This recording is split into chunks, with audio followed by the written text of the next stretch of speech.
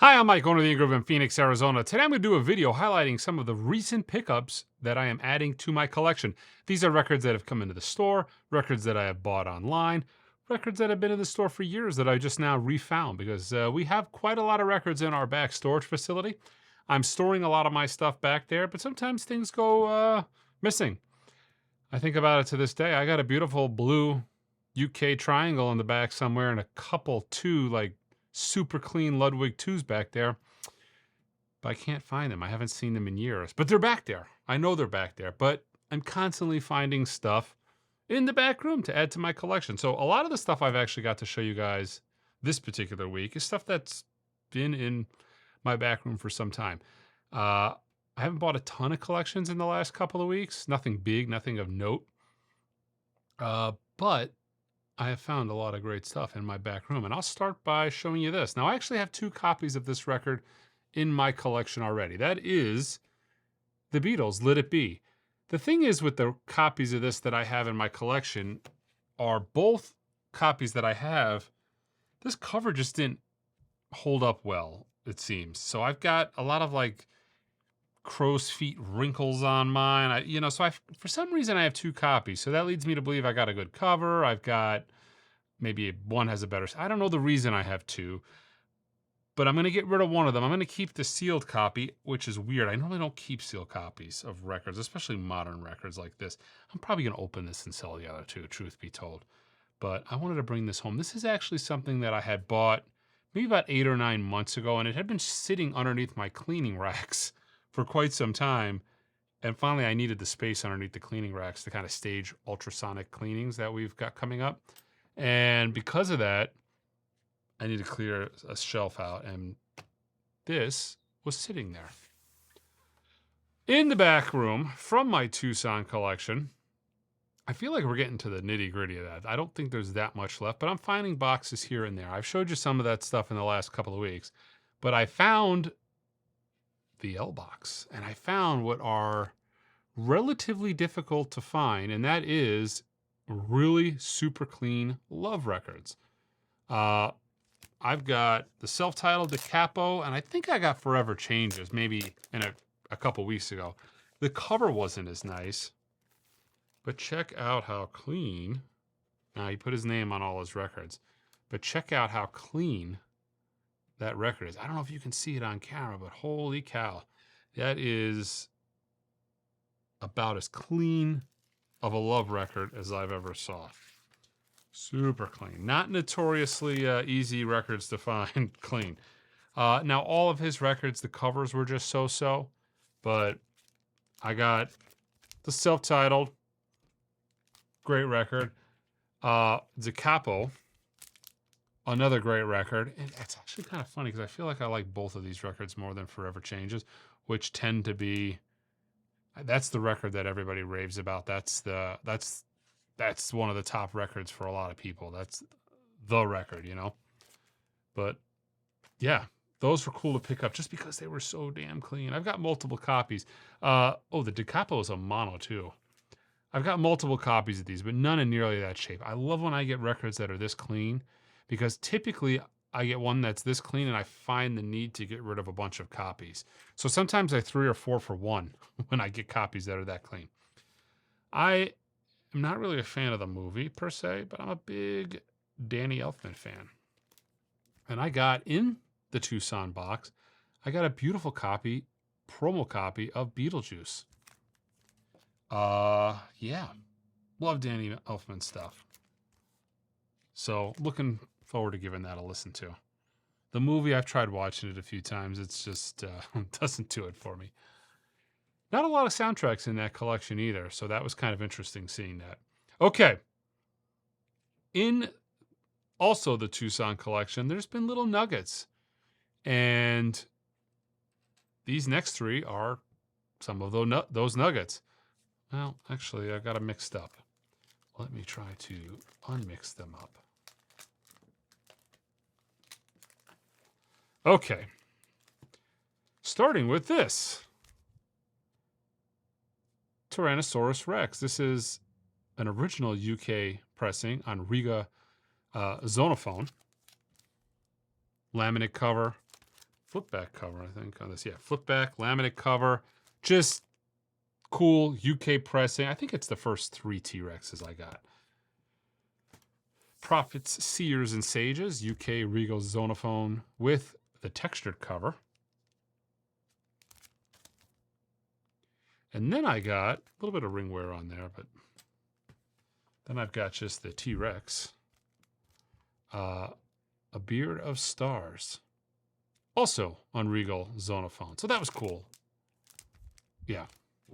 All right, these next 3 records actually come from the George Benson record collection. They're records that I've had in the back room forever because I had a brick of each of these. George Benson had an immense amount of his own records in his collection. Weirdly enough, you would think, okay, an artist has a bunch of their records. That makes sense. A bunch of sealed copies, you know, hand out to friends, family, that kind of thing. Yes, he had that, but he had an immense amount of his records that were open and played to absolute death. It just perplexed me. Like, why do you have 20 open copies of Breezin' that are all just beat to trash? It made no sense to me. I still to this day would love to know the answer to that, but he did have a couple of records in Quan that he had sealed. One of them was Tenderly. So this has been sitting at the store forever. This is not the easiest record to get because it came out in the late 80s. This was actually done in 89, cut by Doug Sachs from the Mastering Lab. But little minor cutouts here. But for the most part, you know, he had maybe 20 or 30 of these. And then George Benson's Big Boss Band. When did this come out? Yeah, 1990. So 2 relatively difficult albums to get just because they're later in the game, you know, past the prime of vinyl records. So I had a chunk of these and I just had them in a box. We would title these boxes Benson's. So I have boxes in the back. I think I still have them, or maybe I've gotten rid of them at this point. But for a while, a couple of years, we had boxes titled Benson's. And I was putting them aside this way. I actually had the opportunity to go through them and decide what I wanted to keep for myself. So there are 2 of Benson's that I kept. Okay. So this was actually in a Benson box, and I missed it on the first pass. No, never mind. This was in one of the specialty boxes. So when I did a first pass of the record collection, the day I got it, I went through every box, and anything that I wasn't sure about or anything that I knew was really good, I put in a box. That came out to about 4 or 5 boxes when all was said and done. One of the records that was in one of those boxes was this Hilton Felton, Family and Friends. Private label, like jazz, soul jazz, funk jazz record. Some of this is a little bit not for me. Some of this is more of like, I'm not nuts about, you get some of these records, some of these soul jazz artists like Doug Karn. You got female vocals on them. I think it was his wife. Same thing with this. I really don't dig, I don't like typical jazz records, especially jazz funk records that have singing on them. It's never been my thing. This has some of that, but then there's a couple of tracks on this that are mind-numbingly good, that are just straight ahead jazz funk beat tracks. One of them on this record, it is on, let's see if I can show you. Let me show you guys what this looks like. This is the back.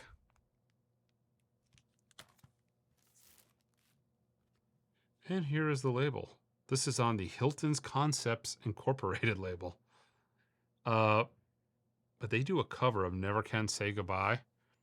That is just pure funk, soul, jazz perfectness. It's unbelievable. Great track. There's a couple of them on this record. Right after that, actually, Never Can Say Goodbye and then Spreading Fever. 2 fantastic tracks. But like the front end of this album is loaded with, who's doing the singing here? We can do without the singing. Vocals by Elliot Ricks. Taiwatha Aji and Angela Wishbush. Yeah, so it's really only a couple tracks, and actually, Yeah, it's only a couple tracks. But the tracks that are just straight funk jazz, perfect. Okay, so I bought a big Beatles collection here recently. And this was a guy that was in the weeds. John Lennon helped co-write a song in the early 60s. He had the record. Jimmy Nichols, who played a couple Beatles live gigs, had his records. Guy played a banjo in the Silver Beatles back in 1961 or whatever. He had that guy's records. It was just in the weeds. Not really my thing. Almost all that went online. It either went on Discogs, the Dollar Box. Some of that stuff was just put on the website. Some of the more premium Butcher covers, a mono ad back. There was a VJ 498 white label promo. Went on the website, but there was a couple of things in that collection that I didn't have. One of them is a very difficult record to get. That is Paul McCartney's Driving Rain. I wanted to say Driving Range. Paul McCartney's Driving Rain. There was 2 copies of this. This one was sealed. He had an opened one. I really don't like this record, and I have no need to have this record as a listening copy, but the completist in me wants all of Paul McCartney's records. I really probably need to try to break that habit, but as of yet, it is what it is. So having a nice sealed copy of this is actually the perfect record for me. I like Paul McCartney's earlier stuff. By the 90s, it got really spotty. And then when he started doing such solid bangers as For You, like, I checked out. Although I did really dig McCartney 3. That was a pretty good return to form for him. Now, one of the later Paul McCartney deals that I've liked has actually been this, which was also in that collection. I liked the Firemen, the first couple of albums. Now, by the end, when everybody figured out who the Firemen were, I found them being a little less exciting and more Paul McCartney-ish. But those first couple of records I actually dug. And this is a hard record to get. Very hard. This is Strawberries, Oceans, Ships, Forest. I dig this record. So, yeah. Okay. So, I got drugged to a concert a couple of years back to Gary Newman. And my thinking was, I'm going to go see a concert that's, Cars, a couple of those Tubeway Army, those first couple of the first couple of albums of Gary Newman, the 4 or 5 songs he's known for on those first couple of albums. And I was okay with that. But I didn't really know what to expect because I didn't really listen to any Gary Newman since those first couple of albums. Anyways, I went and saw him at a small club here in town, the Crescent Ballroom. And it was shortly after this album came out. Maybe he was touring for this album, Intruder. And he was selling these autographed copies of this record in the merch booth. But man, this record is awesome. That show was awesome. I can't speak more highly of Gary Newman live. It's nothing like you would anticipate. Yeah, he's playing Cars, which is great. You want to hear Cars. But all of his more modern, gothy, just dark stuff is so fantastic. And like, nobody cares. Like, nobody cares. And nobody cares because it was like a 200-person venue. It was a small venue, but it is so damn good. Fantastic. If there's only one thing I could change about the whole show, it would have been Gary Newman's plugs.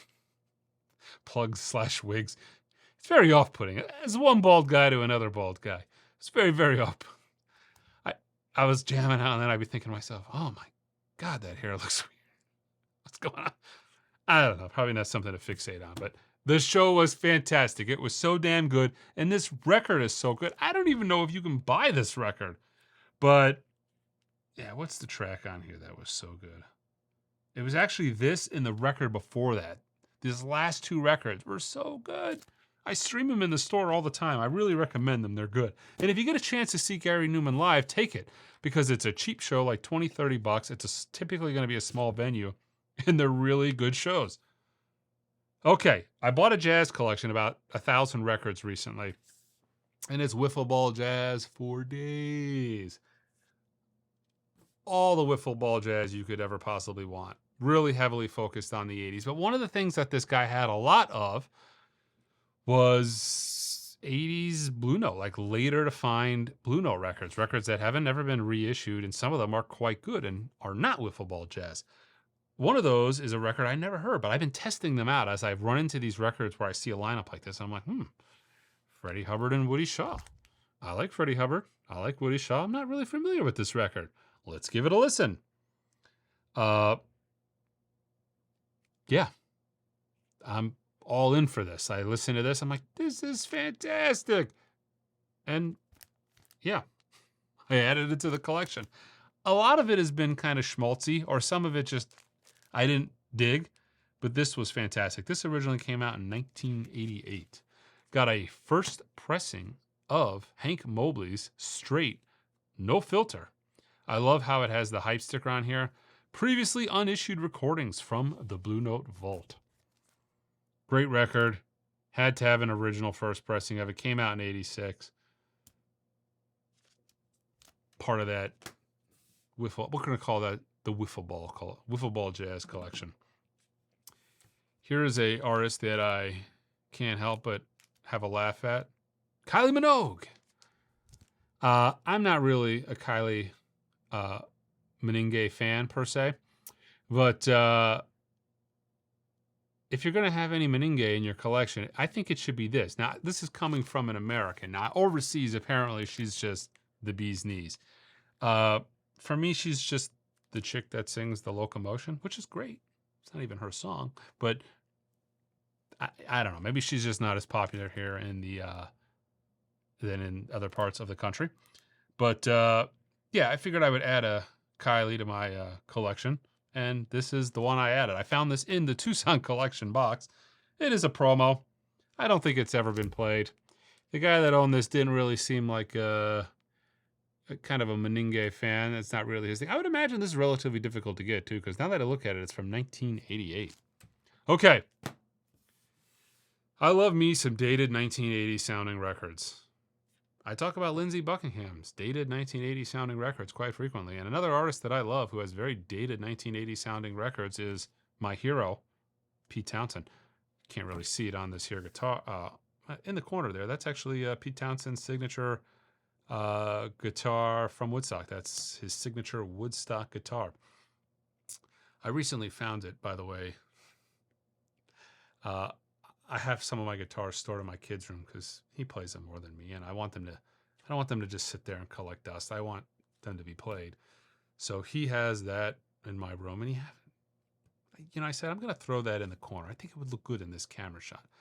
I pull it out of the box, and he had it in there for a year, and he didn't tell me, but he bent the jack to where it blew out the wood on the jack. So I need to get it fixed. I want to kill him for that. And yeah, he didn't bother to tell me for a year. Aren't kids wonderful? This is fantastic. But love Pete Townsend. He's the guy who got me into music, really. Playing music, I would say, not music. The Doors got me into music, real music. Before that, I was listening to, modern radio, Sir Mix-a-Lot, that type of thing, which was popular in the early 90s. The Doors kind of blew my mind and made me say, holy cow, what is this? But the guy that made me pick up a guitar and want to learn guitar was Pete Townshend. So there's my Pete Townshend signature SG, the Woodstock SG. But I love all 80s Pete Townshend. And I have probably multiple copies of this record. The only reason I picked this up is because it's a promo. It was mint. It was in that Tucson collection. But it has, the record is mint. All the covers had a little wear. But it had the timing strip on it. I think this completes my Pete Townshend late 70s or 70s, 80s promo collection. Maybe some of those, the Ronnie Lane and some of those other ones I probably don't have. I probably have promo copies of those as well. But actually, his best record, Empty Glass, which is a banger from start to finish, I didn't have one with a timing strip. I know it's a small thing, but it's an artist that I love.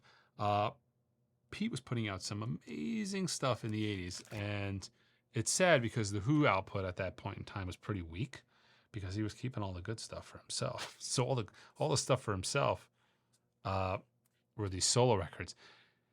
The drawback to that is if you are a Pete Townshend or even a Who fan in 2023, 24, even back into the O's, the teens, you don't really get a chance to hear any of these songs. I would love to this day be able to see Pete Townson solo. I would love to hear him playing all of those great solo tunes, probably a few Who's tunes thrown in. He was doing it seemed like in the 90s, but as of late, Pete Townson doesn't play solo shows. I would love to hear these. I want to hear Rough Boys live. Actually, I would take any of this album live. Let My Love Open the Door. He didn't play that. He didn't play any of these tunes. It's a bummer. But yeah, that is it for what I have picked up and added to my collection this week. Check us out online, theingroove.com. Until next time.